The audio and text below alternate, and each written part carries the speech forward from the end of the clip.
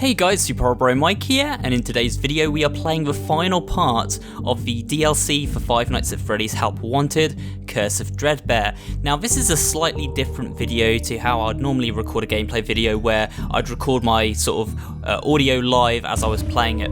In this video, because of the way I had to move to control the Corn Maze stage, and also because of a lot of frustration that came from these last two stages, I've actually decided to record this audio after the fact, and that's why it might sound a little bit clearer than it did in my previous VR videos, because I'm recording this as I would record a normal video and I've got my mic right next to my mouth, so you won't get my live reactions, but I'm going to talk to you about these two final stages and why exactly I had issues with them. Now the first one is the Corn Maze, which stars Grim Foxy or Jacko Foxy, whatever you'd like to call him. I was scared by some bats there, as you can see. And then the second stage is called Dreadbear, and it's kind of like a Frankenstein's monster sort of science experiment stage. It's a really cool concept. I didn't like the execution because it's very confusing, and someone like me who's partially colorblind, it's really difficult to get through. So in this video I'm going to show you both stages. Now I know that you can actually access a secret in the Corn Maze stage. We'll get to that in a bit. So to start with, we'll look at the Dreadbear stage, and I'll actually let you listen to what the instructor says at the beginning of this stage. Today, we are using science to pervert the mysteries of life and reanimate the inanimate. To begin, it is customary for the creator to give a melodramatic speech. Go on, I'll wait. So I said, let's make science, when he asked me to do that speech. Good job. Short-lived. Now let's wake our little experiment with a controlled shock. Turn the crank to lower the platform, then throw the switch. So here you'll notice I was kind of like at a loss. I was like, what crank? Because it's so dark, and I thought, did he mean the dials here? It's so dark you can hardly see anything, but there is a crank to our left, as I discover in a second. Here we go, only because it lit up. So you turn this crank and basically you bring Dreadbear down, and he is literally like Frankenstein's monster. He's laid out on this sort of table, and he gets wheeled over to you and gets right up in your face straight away, which is kind of neat. I mean, the presentation is fantastic in this DLC, as it was in Help Wanted. There's nothing wrong with how it looks, it's just the gameplay itself in these final two levels I didn't like so much. Anyway, we bring him to life, as you can see, say, hey, Dreadbear, how's it going? He's kind of angry looking. Control module, namely the brain. So let's calibrate one. Use the laboratory tools to adjust the brain's vital characteristics. Use the blueprints as a guide for matching the correct colors, size, and neurofeedback loop. When you are satisfied, carefully place the brain in the creature's animatronic head cavity. So as you can see, guys, the power goes down, and basically what you need to do when the power goes down is, I've worked this out straight away, is reboot the power. So it keeps him alive and it makes sure he doesn't attack you, basically. However, if that goes down more than 5 times, I think he does attack us and jump scare us still. Now here, I couldn't work out what the heck we were supposed to do with these different colours. I knew that we had to match the colours to the brain, which, as I said, is kind of bad for me because I've got partial colour blindness, so it's kind of hard to distinguish finer colours. And then you've got these things here as well, these sort of rods that shock the brain. Now I found out that to get the colours, we have to actually pick up the needle, the sort of syringe, and stick it in each of the colours, and we get sort of the liquid to sort of colour the brain with. I didn't realise that because it's not very well explained. Also, I think these rods, we shock the brain so that it fits the correct positioning out of the numbers on the screen, if that makes any sense. So we've got a 4 and a 9 on the screen, for example. I think it needs to reach the 4. So we would shock it down to 4. Now, none of this is explained. It's very sort of tricky to work out. I still don't exactly know what that targeting button does, which is next to Freddy's head. And I don't exactly understand the dial frequency either. You can also make his head pop open if you set everything correctly, as I sort of found out later. But at the moment, I was just sort of stumbling in the dark, and I just had no idea what to do. So yeah, this was quite a frustrating stage. I'll show you a slightly better run in a minute where I actually work out what to do. But this was my first attempt, and as you can see, I was like, what are we doing? And I was just kind of making science, and it kind of went wrong. And maybe that's the objective of the stage. They want you to be confused because you're meant to be like, what the heck am I supposed to do here? But it just, to me, it was frustrating. I don't know. I had problems with this stage. And I got jump scared by Dreadbear there, as you can see.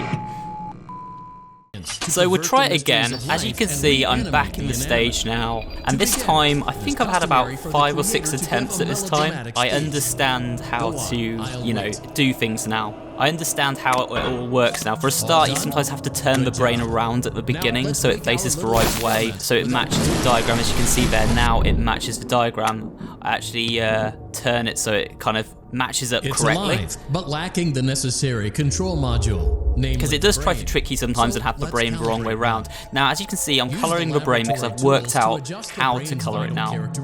Despite the announcer not actually telling us. You have to pick up the syringe, you have to pick right colours from the palette.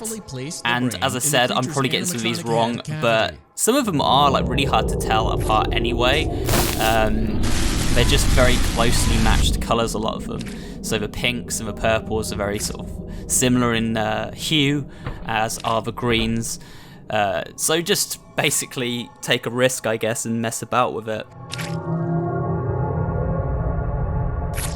As a little mini review, as we're doing a more casual video, this stage I didn't like. It's one of my least favourite stages in the DLC, and perhaps once I've got the hang of it I will like it more, but for now it was just kind of an exercise in frustration, and I was just recording this video getting annoyed by it, to be quite frank, which is a shame because I loved Help Wanted, and most of this DLC I have really enjoyed. This particular one, it's not so great, and as you'll see in a minute, the maze level is also quite frustrating, although I kind of think I had a slightly better time with that one than this one. So I've coloured the brain, I'm like, okay, I'm ready to put it in, I need to match the size now, okay? So we've got the 2 electronic sort of zappers here, and I'm just trying to zap the brain down so that it gets down to number 1, which I think is the size we need. So as you can see, I'm making it smaller and smaller by shocking it down, and that number's moving closer to 1, and now we've got it right down to number 1. And I've made it go up a bit now. I don't know why I did that. I think at this point I was just generally confused about everything, but yeah, I'm trying to make it go down to 1. I already had it, so I was kind of just botching it completely here, but there we go, it's back to 1. And now I was like, okay, so what do I do with these dials? I don't know if these dials need to be turned at all, you see, because it doesn't explain any of this stuff. But we're messing with the dials now. And we got jump scared because, of course, there was no indication that I was meant to do, you know, anything in particular there. But as I said, you can get his head to open up now. We're moving over to the corn maze now, and this stage is basically really confusing from the off because there's so many controls to learn. It's not simple. It's like you have to turn sort of with the buttons on the PlayStation Move controller as you look around, and then you can look behind you and strafe as well, but it just feels really janky to control, and there's lots of glitches as well. At the moment, Foxy is stalking us as well, and we have to hide in the little sort of cutouts that are littered about the place. We have to look for 4 keys. Now, I actually found 2 keys, I think, in this run, and I leave through one of the gates that coordinate with the colour of the keys. But it sort of seems like I've succeeded, but then it's sort of a wrench is thrown in the works, let's say. But I'm going to show you anyway my run, and then I've had a second run where I found all the keys, apart from the secret key that opens the trapdoor. And I didn't realise at that point that you need the secret key to access the trapdoor, so I'll show you that run in a minute anyway. But yeah, basically this stage for me, like, it was a great idea, but I just got so frustrated by it because it's so easy to get caught by Foxy.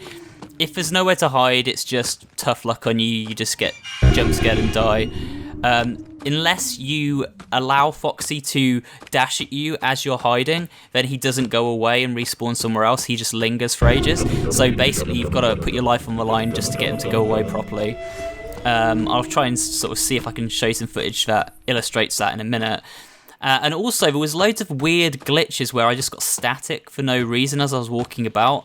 If I got too close to certain objects, I would just get static on the screen, I couldn't see where I was going. And it just seems like there's loads of bugs that they didn't iron out. I feel like they released this DLC too soon.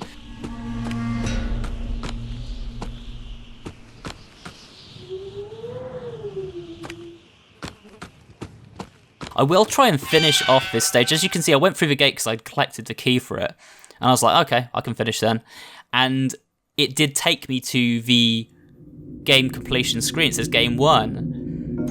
So I was like, yay, I've won the game. And then I opened my present, and that happens. That scared me to death. And then that took me to the game over screen. So I don't know, maybe I did win the stage, but I just didn't get to the basement, so I didn't win it correctly. I'm not sure. Either way, you can see now I have all 4 keys. So I have every key. I don't know if you just saw it on my torch there. I'm trying to hide from Foxy because he's basically on the prowl right now. You can see him there. Now, basically, as I said before, you need him to see you and then hide. So I hid a little bit too early here. He didn't see me. I don't know how. And now he's backtracking but staying in the same area. The best way to beat this stage is to have Foxy actually see you. You'll get the jump scare noise, the sort of alert noise, and then as that sort of appears, like there, just hide. Then he disappears and he teleports somewhere else. It's very hard to tell where Foxy is because although it does have sort of like spatial sound to sort of suggest whereabouts he is, you can never really tell exactly where he is, and often you can just run into him. So it can be like really tedious playing this stage. I think it's quite creepy, and it definitely scared me a few times when I was playing through it, but I was just getting frustrated after like playing it for a while. So I don't know if they can tune it up, patch it up to play a bit better than it does currently, because at the moment, you know, I'm going back to this stage to unlock the secret cellar later in the day. I'll put that up in a video in a few days time probably, where I'm going to cover like all the secrets of this game. But yeah, I'm almost not looking forward to it because I know that I have to do it obviously to get the content out for you guys, but this stage just wasn't that fun to play, unfortunately. And like I said, I've enjoyed most of this DLC. I absolutely loved Help Wanted. I don't think this DLC was quite as fun, but it was good to have for Halloween, and for the price it cost, it's well worth it. But the last 2 stages they've released today, I just wasn't a huge fan of them. We had to let Foxy come right up to us that time. But yeah, I'm trying to get back to the cellar, and I'm just basically trying to work my way back to the centre of the map at the moment so that I can access that final secret. But I didn't realise that you need to have a specific key to access the cellar. And in the cellar there is a mask, basically. A special mask. So we've got to the cellar, but it's not opened because I don't have that last key, and I'm like, no, let me in, let me in. And yeah, so I was like, okay, well, if I can't get into the cellar, I'm just going to try and book it and get out of here, right? But it didn't quite work out. Anyway, guys, this has been a slightly different video. I'm sorry if the recording turned out bad and my voice couldn't be used when I recorded it first time. But I hope this has been okay for you. It's obviously given you my opinions of this DLC, well, the final 2 levels of it. Overall, I've really enjoyed the DLC. There we go, hide from Foxy, let him run past. I've really enjoyed the DLC. I'm sure there are secrets still to find, and I think the mask that you can unlock in this level is going to tie into some new sort of lore or some new secrets within this DLC, let's say. And we'll probably try and explore that over the next few days and, you know, put up some additional videos. But I just wanted to show you the final sort of levels of this DLC and basically put something out there so I didn't like just forget about you guys and have no video. And overall, as I said, I have enjoyed it. I would recommend picking it up if you're thinking about it. But just, you know, a word to the team if they're perhaps watching this video. Just, I would maybe work on this particular level. Or maybe put in a colorblind option as well for the other one, because it's really sort of brutal for people like me. But either way, that was the DLC for Curse of Dreadbear, guys. I hope you did enjoy my playthrough. I will be putting up some secrets videos soon, and perhaps even a theory video soon, so stay tuned for those. They're my more regular kind of content, of course. But with that said, thanks for watching, and I will see you on the next video.